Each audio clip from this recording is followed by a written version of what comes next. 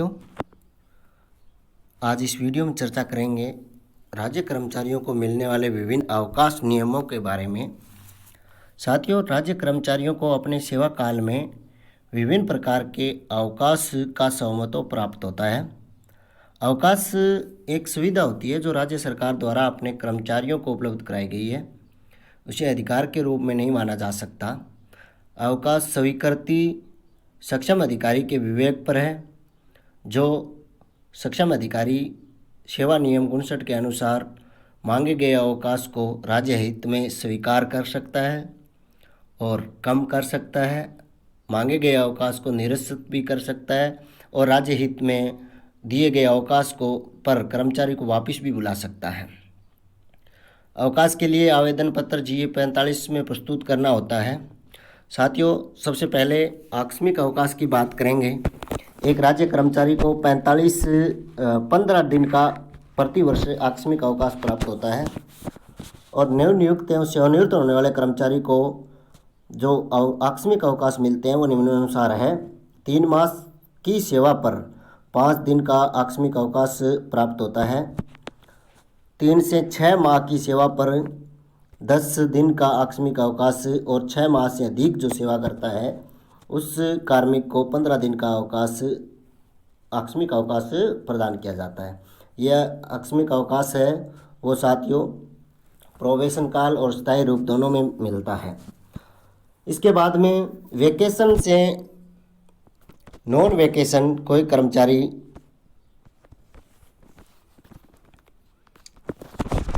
पद पर अथवा नॉन वेकेशन से वेकेशन पद पर आने पर उस कर्मचारी का आकस्मिक अवकाश है जिसका उसने उपभोग नहीं किया है वो समाप्त हो जाता है। और नए पद पर जो आकस्मिक अवकाश मिलते हैं वो 3 माह की अवधि के लिए 3 दिन का अवकाश और 3 माह से अधिक की अवधि हो जाए तो उसे 7 दिन का अवकाश दे होता है। आकस्मिक अवकाश है मैक्सिमम एक समय में एक साथ 10 दिन का लिया जा सकता है और आकस्मिक अवकाश के लिए रजिस्टर भी संधारण करना अनिवार्य होता है। उसके बाद में हम बात करेंगे उपार्जित अवकाश। विभिन्न अवकाशों में साथियों उपार्जित अवकाश है वो सबसे महत्वपूर्ण अवकाश होता है, क्योंकि एक कैलेंडर वर्ष में 1 जनवरी को उपार्जित अवकाशों के लेखों में 15 अवकाश जोड़े जाते हैं और 1 जुलाई को उसके खाते में 15 अवकाश जोड़े जाते हैं। इस प्रकार कुल मिलाकर एक वर्ष में 30 उपार्जित अवकाश जोड़े जाते हैं और ये स्थिति है जो नॉन वेकेशन कर्मचारी है उनके लिए लागू होती है। शिक्षकों के लिए या वेकेशनल कर्मचारियों के लिए एक वर्ष में 15 उपार्जित अवकाश दे होता है। एक कर्मचारी अपने खाते में मैक्सिमम 300 दिन का उपार्जित अवकाश जमा कर सकता है। अवकाश चाहे वार्षिक अर्जित किए हो या फिर पदभार ग्रहण काल का उपभोग करने के कारण भी जो जमा होते हैं अवकाश वो हो। अगर कोई कार्मिक पदभार ग्रहण काल में अवकाशों की गणना होती है वो इस प्रकार की जाती है कि पुराने और नए मुख्यालय की मध्य दूरी अगर 1000 किलोमीटर या 1000 से कम है तो स्वीकार्य कार्य ग्रहण काल है वो 10 दिन का होता है। एक बेशर्ते वो कम से कम 10 दिन में 300 किलोमीटर निरंतर यात्रा की जाए। अगर 1000 किलोमीटर से अधिक की दूरी है पुराने मुख्यालय से नए मुख्यालय के मध्य तो 12 दिन का कार्य ग्रहण काल माना जाता है और उससे 12 दिन 300 किलोमीटर की निरंतर यात्रा की जावे तभी दिए होगा। 200 किलोमीटर से अधिक हो तो 15 दिन का स्वीकार्य कार्य ग्रहण काल माना जाता है। साथियों, उपार्जित अवकाश के बदले राज्य कर्मचारियों को जो लाभ मिलता है वो इस प्रकार है कि किसी राज्य कर्मचारी को 2 वर्ष के ब्लॉक में अधिकतम 30 दिन के उपार्जित अवकाश का स्वतः को संप्रण करके उसके एवज में नगद भुगतान दिया जाता है जो फिलहाल स्थगित है।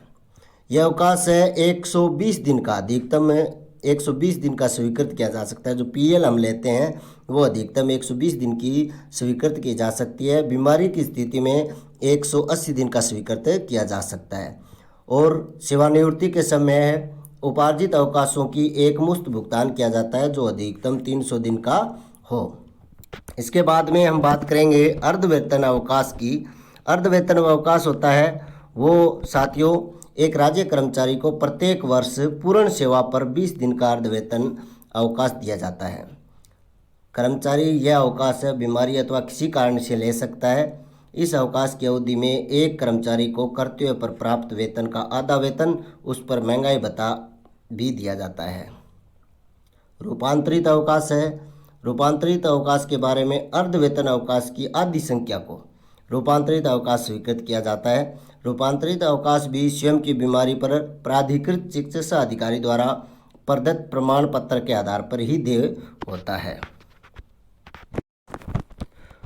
स्वीकृत रूपांतरित अवकाश का दुगुना अर्धवेतनिक अवकाश कर्मचारी के लेखे में लिखा जाता है। साथियों, इसके बाद में हम बात करेंगे अदेय अवकाश की। यह अवकाश है उन कर्मचारियों को दिया जाता है जिसके पास उपार्जित अवकाश और अर्धवेतन अवकाश नहीं रहता हो। उसके लिए यह अवकाश आवश्यक समझा जाता है। अदेय अवकाश संपूर्ण सेवा काल में अधिकतम 360 दिन तक, परंतु एक साथ है वो 90 दिन का लिया जा सकता है। वो भी चिकित्सा प्रमाण पत्र के आधार पर 180 दिन से अधिक स्वीकार नहीं किया जा सकेगा। अदेय अवकाश अर्धवेतन अवकाश के रूप में ही स्वीकार किया जाता है। साथियों, यह अवकाश पश्चातवर्ती वर्षों में अर्जित अर्धवेतन अवकाश में से काटा जाएगा। इसके बाद हम असाधारण अवकाश। साथियों, असाधारण अवकाश है वो भी विशेष परिस्थिति में मिलता है। जब किसी कार्मिक के पास अवकाश शेष नहीं रहता है तो असाधारण अवकाश वो ले सकता है। उसके लिए भी उसे एक प्रार्थना पत्र आवेदन पत्र प्रस्तुत करना होता है। असाधारण अवकाश कुल समय किसी रोग के निदान के लिए 180 दिन तक का हो सकता है, जिसके लिए भी चिकित्सा अधिकारी का प्रमाण पत्र आवश्यक होता है। इसके बाद में हम बात करेंगे सेवाकाल समाप्ति अवकाश। अस्थायी कर्मचारियों को जब उनकी सेवाओं की आवश्यकता नहीं रहे तो 1 माह अथवा 3 माह का नोटिस देकर सेवा समाप्त की जा सकती है। सेवा समाप्ति के समय कर्मचारी के खाते में जितने उपार्जित अवकाश बाकी होते हैं उसके एवज में उसे अवकाश वेतन का लाभ दिया जाता है। एक साथियों, विशेष असमर्थता का अवकाश भी होता है, जो राज्य सरकार द्वारा ऐसे कर्मचारियों को विशेष असमर्थता अवकाश स्वीकृत किया जा सकता है जिसे अपने कर्तव्य के उचित पालना हेतु कोई चोट लगी हो या चोट पहुंचाई गई हो जिसके कारण कर्मचारी असमर्थ हो गया हो, तो उसे विशेष असमर्थता अवकाश भी प्राप्त हो सकता है। पितृत्व अवकाश है जो नियम 103A में बताया गया है। सक्षम प्राधिकारी एक पुरुष सरकार कर्मचारी को 2 से कम जीवित संतान होने पर अपनी संपूर्ण सेवा अवधि में पत्नी के प्रसव के दौरान देखभाल करने हेतु 15 दिन का पितृत्व अवकाश स्वीकृत कर सकता है। यह अवकाश है बच्चे के जन्म के 3 माह बाद की अवधि के मध्य ही लिया जा सकता है, जो उसकी संपूर्ण अवधि में 2 बार स्वीकृत किया जाएगा। इस अवकाश की निर्धारित अवधि में उपयोग नहीं करने पर लैप्स हो जाता है। साथियों, इस अवकाश को अवकाश लेखों में शामिल नहीं किया जाएगा और लेकिन सेवा पुस्तिका में इसका इंद्राज जरूर किया जाएगा। इस अवकाश का उपभोग अन्य किसी भी अवकाश के साथ किया जा सकता है। गर्भपात या मिसकैरेज के मामले में भी यह अवकाश स्वीकृत नहीं होता। साथ ही इसके अलावा एक अध्ययन अवकाश भी राष्ट्रीय सेवा कर्मचारियों को मिलता है, उसके बारे में हम चर्चा करेंगे। साथियों, अध्ययन अवकाश स्थायी राज्य कर्मचारियों को ऐसे अध्ययन पाठ्यक्रम को पूरा करने के लिए स्वीकृत किया जाता है जो उसके विभाग के कार्य के लिए जनहित में हो। यह अवकाश उन राज्य कर्मचारियों को स्वीकृत नहीं किया जाता जिन्होंने 20 वर्ष या अधिक सेवा पूर्ण कर ली हो, किंतु इसमें स्थिरता बरती जा सकती है यदि राज्य कर्मचारी के अवकाश के लौटने के बाद 5 वर्ष सेवा अवशेष रहती है तो अध्ययन अवकाश स्वीकृत किया जा सकता है। पूर्ण सेवा काल में 24 माह एक साथ 12 माह की अवधि के लिए अध्ययन अवकाश स्वीकृत किया जाता है। साथियों, इस प्रकार हमने राज्य सरकार द्वारा प्रदान किए जाने वाले विभिन्न प्रकार के अवकाशों के बारे में हम इस वीडियो में चर्चा की है। धन्यवाद साथियों। उसके आगे अगले वीडियो में और विस्तार से चर्चा करेंगे।